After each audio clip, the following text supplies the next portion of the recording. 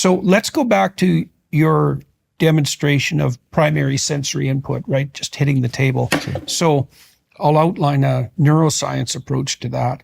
So, you might think that you perceive, and then you evaluate, and then you think, and then you act. And that's like the causal chain. But none of that's exactly correct, because even when you're responding to a primary stimulus like that, so to speak, there's a hierarchy of neurological responses that are operating more or less simultaneously. Now, I'd say more or less because you do have reflexive action. So I think the simplest way to understand this is to assume that what you're detecting as a consequence of the slap that you delivered to the table is a patterned waveform. Okay, so let me just interrupt. Yeah. Are you talking about my experience Yes. of that or your experience Both. of it? Because I came in with a pre-intention in that case. Yeah, And yours was a different passive surprise response, right? Let's get to that because so exactly. So at one level of analysis, it's the same stimulus. Let's say insofar as it's an isolatable sound that you could record and duplicate with a phone recorder or something like that. But then, as you said, the fact that you come to that experience with different expectations colors it. And so there is a way to think about that. I think the best way to start to understand it is to think about the pattern.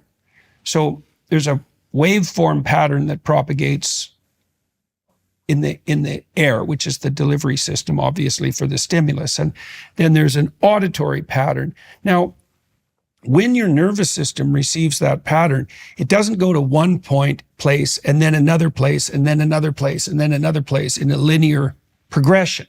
There's some of that, but what happens is that the pattern is assessed simultaneously by multiple different levels of the nervous system, right? So the most primary level would be spinal. And there are very few connections between the auditory system and the spinal response system. And so, for example, if I was on edge or uncertain about you or about this circumstance, and you hit the table in that manner unexpectedly, one probable outcome is a startle reflex. And a startle reflex is a variant of a predator response. It's of a response to predation. And it's basically auditory signal onto spinal cord mapping.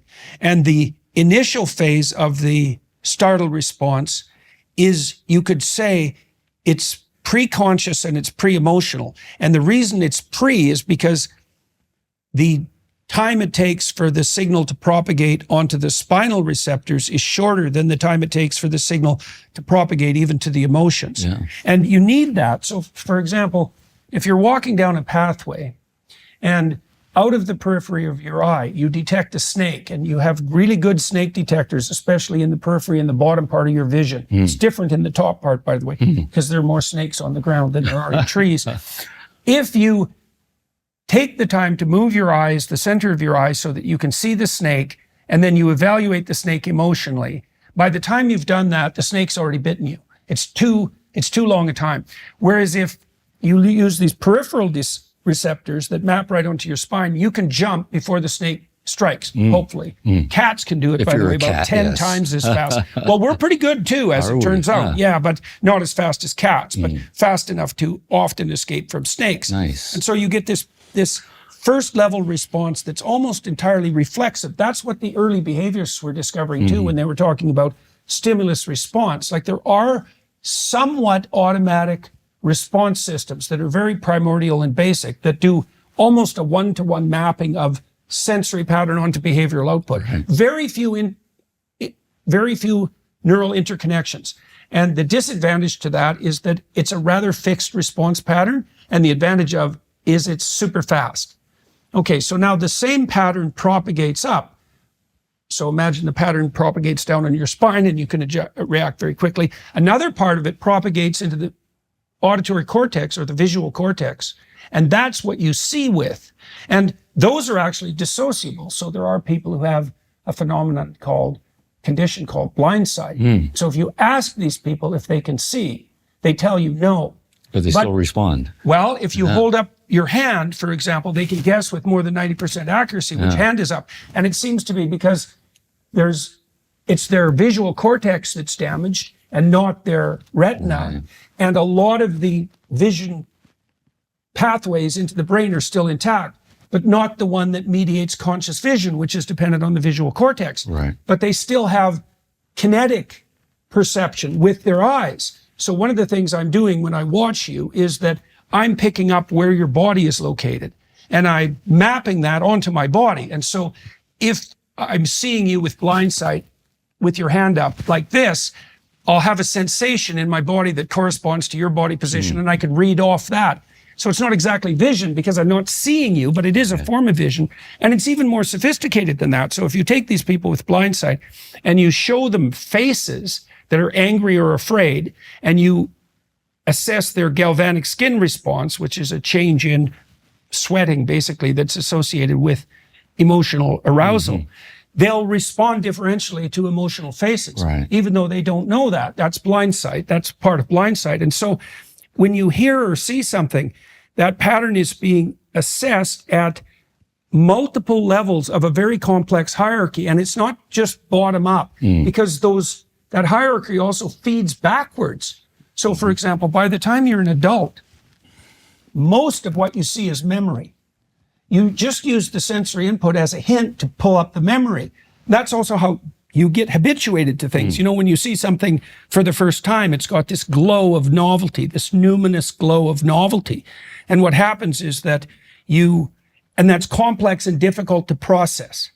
And then as you become accustomed to it and you build an internal mental model, you replace the perception with memory because that's faster.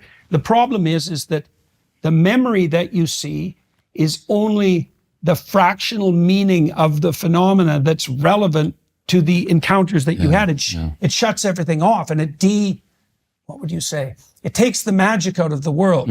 As you replace raw perception with memory, you take the magic out of the world. That's a reasonable way of thinking about it. That's why there's a novelty kick, for example.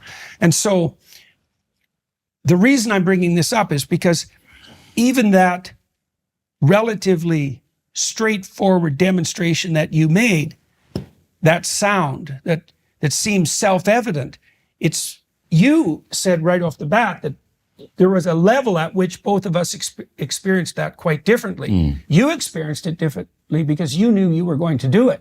It came as a surprise to me. That surprise was moderated by the fact that I know you, I know your profession, I know your professional status, I know the purpose of what we're doing here. I know the probability that what I know about you indicates that you would do something that was surprising or dangerous, which is very, very low. So even though it was unexpected, it's bounded in its significance by all of that knowledge. And you might say, well, that's independent of the sense data, but it's not. Like, that's a very tricky thing to establish, right? To get that independence, to figure out, well, what's the raw sense data and what's the interpretation? It gets worse than this. You can train dogs to wag their tail when they receive an electric shock. They're happy about it. And so you think electric shock, that's pretty basic sense data. It's like, yeah, yes and no.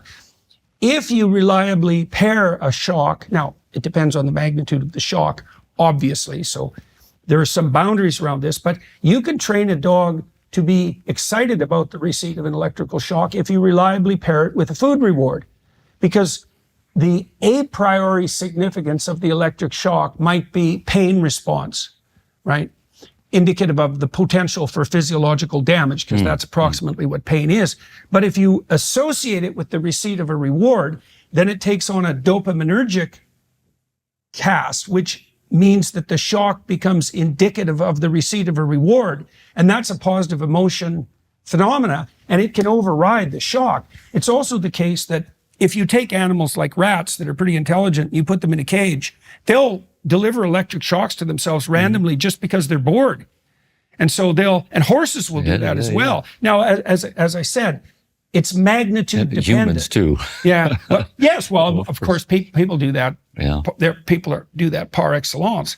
And so all of these, it's very difficult to specify a level of analysis where there isn't an interpretive framework simultaneously active as the raw sense data makes itself manifest.